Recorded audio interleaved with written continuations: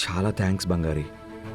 నేను మీరు థ్యాంక్స్ చెప్తారనో, మీ దగ్గర మంచి పేరు వస్తుందనో ఇది నేను చేయలేదు.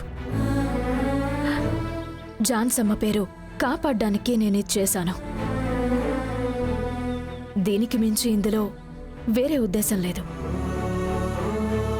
మీరు ఇంకేదో అనుకుని తప్పుగా ఆలోచించకండి.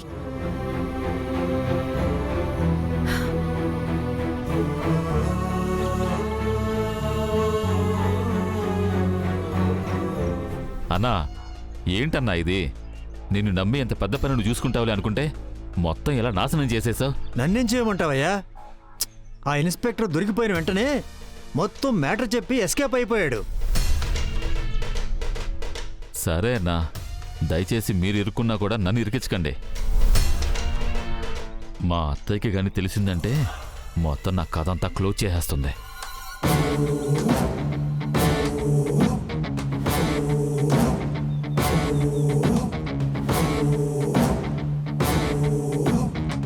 ఏయ్, ఏంటి పెద్ద ఇదిలాగా చప్పట్లు కొడుతూ నా ముందుకు వచ్చి నిలబడ్డావు? ఏంటి ఏంటి సార్, ఫోన్లో ఎవరు?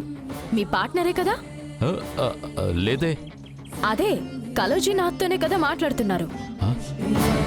నాకు తెలుసు కదా, ఇలాంటి ప్రాబ్లం వచ్చినప్పుడే దీని వెనక మీరుంటారు అని అనుమానించాను. కరెక్ట్గా అదే జరిగింది. రవి సార్ ఎవరు? మీ చెల్లెలి కొడుకే కదా? ఆయన జీవితంతో ఇలా ఆడుకుంటున్నారే, మీకసలు కొంచెం కూడా మనసాక్షి అనేదే లేదా? ఇలాంటి బుద్ధి పెట్టుకుని రవి సార్కి మీ కూతుర్నిచ్చి చేద్దాం అనుకోవడం ఒకటి. ఇదిగో చూడు, నువ్వు చాలా ఎక్కువ మాట్లాడుతున్నావు. నేనే చేశానని నువ్వు చూసావా? తెలీదా? నేనది నిరూపించలేను అనుకుంటున్నారా? మీ బతుకు బయట పెట్టడానికి నాకొక్క నిమిషం పట్టదు. అలా చేశాను అంటే ఆ తర్వాత మీరు, మీ ఆవిడ, మీ కూతురు ఎవ్వరూ ఈ ఇంట్లో ఉండనే లేరు. అలా ఈ కుటుంబం ముక్కలైపోయిందంటే అది జాన్సమ్మ మనసుని బాధ పెట్టినట్టు అవుతుంది. అది ఆవిడ అస్సలు తట్టుకోలేరు. జాన్సమ్మ ఇంట్లో ఉన్న ఒకరు ఇలాంటి ఒక పని చేశారు అని బయటకు తెలిస్తే అది జాన్సమ్మకి అవమానం. అందుకనే మిమ్మల్ని నేను వదిలేస్తున్నాను. ఇక మీదటి ఇలాంటి చిల్లర వ్యవహారాలు ఏమైనా చేశారనుకోండి, జరగబోయేది వేరు.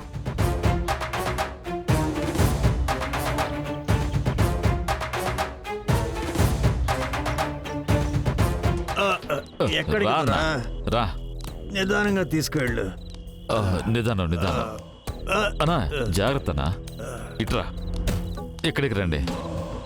అన్నా, ఏంటన్నా మీరు ఒక ఫుల్ బాటిల్ దాటిపోయిందే, వదిలేస్తే బాలునే పడుకునేలా ఉన్నారు. యో, నా వల్ల కావడం లేదయ్యా. మీకేమీ ప్రాబ్లం లేదు. పెద్దోళ్ళు చేయటానికి ఒక వ్యాపారం ఉంది, డబ్బులు బోలెడున్నాయి. కానీ నా సంగతి చూడు, ఇన్నేళ్ల నుంచి నాకంటూ ఆ ఇంట్లో ఒక చిన్న పవర్ ఉండేదన్నా. ఇప్పుడు అది మంచులాగా రోజు రోజుకి తగ్గిపోతుంది. ఒక రోజుకి అది పూర్తిగా నాకు లేకుండా ఎక్కడికి పోతుందని భయంగా ఉందన్నా. దొరా, ఏం మాట్లాడుతున్నావు? అవునన్నా, ఒకవైపేమో బంగారి, ఇంకోవైపు ఆ లండన్ నుంచి దిగొచ్చిందే సంయుక్త, ఆ అమ్మాయి. వీళ్ళిద్దరి మధ్య చాలా హెవీ కాంపిటీషన్ ఉందన్నా.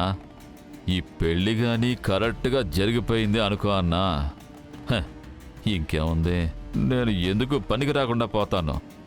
మనం అనుకున్నదేది చేయడానికి కుదరదన్నా. నా కష్టం వింటుంటే నీకు నవ్వొస్తుందా అన్నా? దొరా, సంయుక్తను వదిలే, అది పెద్ద మ్యాటరా. రవి తనని పెళ్లి చేసుకుంటే మనకి ఏ ప్రాబ్లం లేదు. నేను కూడా రవి ఆ బంగారిని చేసుకుంటాడేమని చాలా భయపడ్డాను. అది జరగలేదు కదా. అలానే నేను అనుకుంటున్నానన్నా, కానీ అది final అనుకోలేమన్నా. Final అనుకోలేమంటే?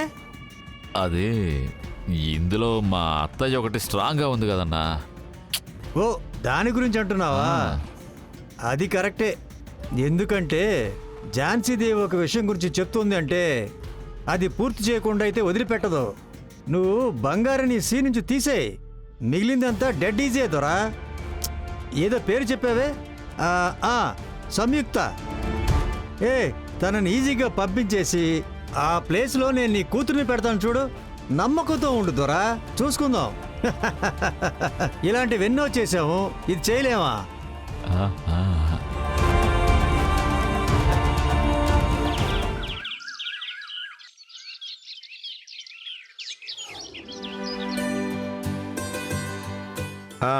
Yeah yes. Hey, I'll call you back. Okay, నేను మళ్ళీ కాల్ చేస్తా.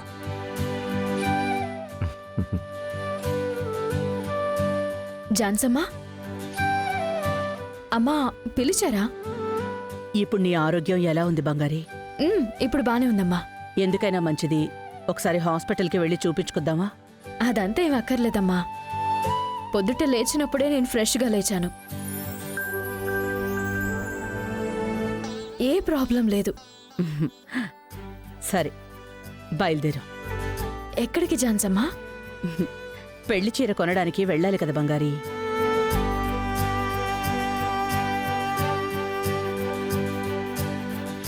ఈరోజు చాలా మంచి రోజట. 10:30 నుంచి 12 లోపు ముహూర్తంగా పెట్టారు. ఆ టైంలో వెళ్ళి కొనేసుకుందాం. Sam, Sam. బేబీ, ఏంటి బేబీ? ఈరోజు పెళ్లి చీర కొనబోతున్నాం. జాను బయలుదేరదా ఉంటుంది.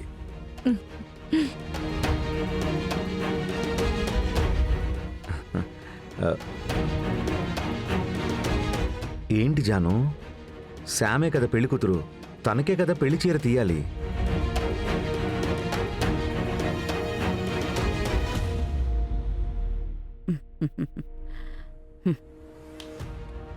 బంగారి, నువ్వు వెళ్ళి తను ఇందు అందరినీ తీసుకురా. కుటుంబం అంతా కలిసి పెళ్లి పట్టుచీర కొనుక్కుందాం. నీ కుటుంబంలో ఉండేవాళ్ళందరికీ నచ్చాలి కదా. వెళ్ళి పిలుచుకుంటా.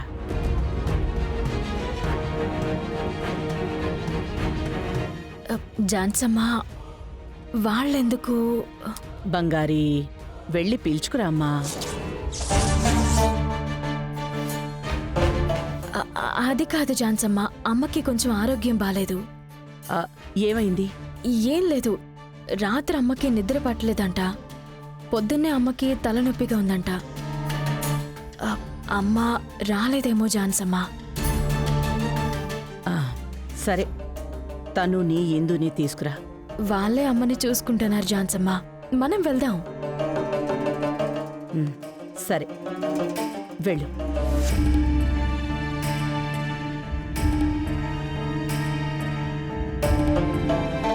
ఏంటి మీనా ఇలా మాట్లాడుతున్నారు? వదినా, మీరేం కంగారు పడకండి. నేను వెళ్తున్నాను షాప్లోకి చీర తీసుకోవడానికి, వెన్నెలకి చీర తీసుకోవడానికి. ఎవరేం చెప్పినా వెన్నెలే నా కోడలు, అందులో ఎలాంటి మార్పు ఉండదు. నన్ను నమ్మండి.